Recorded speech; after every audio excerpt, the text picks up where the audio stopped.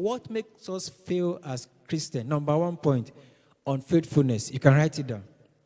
I want you to write it down. Unfaithfulness, we can split it into so many sins. Number one, unfaithfulness to yourself, unfaithfulness to God. Being unfaithful is number one. Not setting your goal, you're unfaithful to yourself. When you don't set goals, you are what? You are not being faithful to yourself. Number one, you must set your goals. When you're unfaithful, when you remove from instruction, when you had to eat, an example was Saul, and God asked him to utterly destroy the Amalekites. What happened? I said, okay, he wants to keep the best of the ram, and the best of the spoil, to make sacrifices for God. That was not the instruction.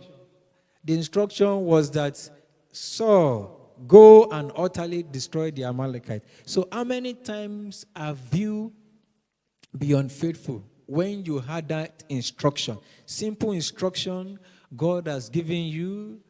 And, when I talk, I said, oh, God has asked me to do this. I don't want God's punishment. I want to be faithful to the letter. I want to do it just the way God has asked me to do it. It's very difficult. So number two is, this one is very common, carelessness in moral. A lot of us are careless in morals. When you are careless in morals, you will be unsuccessful. You'll be unsuccessful.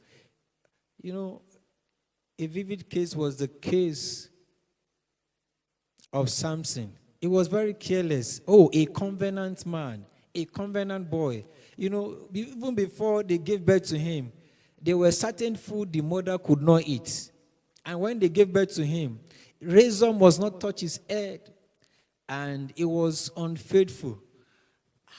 God used this man. Is it the jaw of an axe?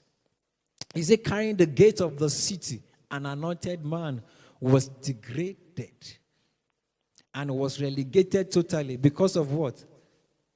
Carelessness in morals. When you are careless in your morals, when you are careless as a man, then failure is bound to happen. Where are you careless? Where are you careless? When you look at people, when you look at marriages, when they come, when you see some wives, their tongue is sharper than a knife.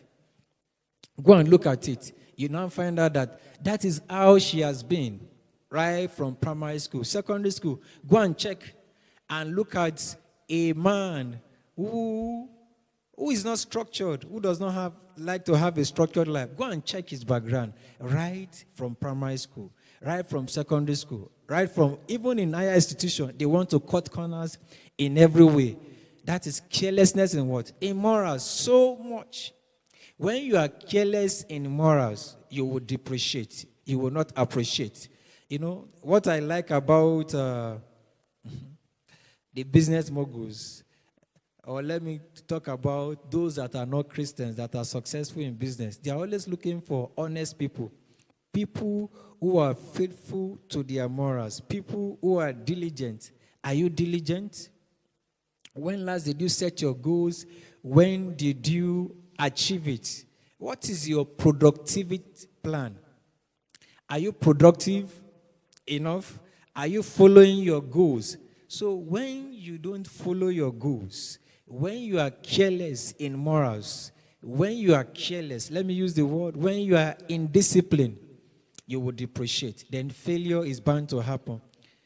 A man who does not set his goals, a man who is unfaithful to his wife, a wife who is unfaithful with the words of her mouth. Imagine, you see, when people know too much in marriage, that is what scattered marriage. You find out that uneducated marriages are excelling and is even more successful than those that claim that they have all the degrees, because both of them can talk at each other. There's no balance. I hear a word. I pray for somebody here now that you sign out from failure in the name of Jesus. The last one is when you don't set your goals. When last did you set your goal and achieve it? What goal have you set? And, then I sat down and said, okay, you see, in this course, I'm going to have an A. I just wrote A. This course, I'm going to have an A. So it was very easy for me when I started my master's. It was A. So the same way in life, you find out that Christians are very lazy. Lazy to set their goals, and they complain a lot. You find a lot of Christian brothers, they said they are praying, and they are not working. What kind of praying are you praying? When you are supposed to be working, you are praying. There must be a balance. When you need to pray, you pray. When you need to work, you work. And if God has called you into the full-time ministry, you will know. And if God has asked you to work, you know. So I want you to go back now and begin to set your goals. I believe that I'm speaking to somebody here. Don't forget, the first thing is that unfaithfulness. When you are unfaithfulness to what God has told you about, when you are unfaithful, a lot of people have been unfaithful. I've seen a lot of people die in the hospital.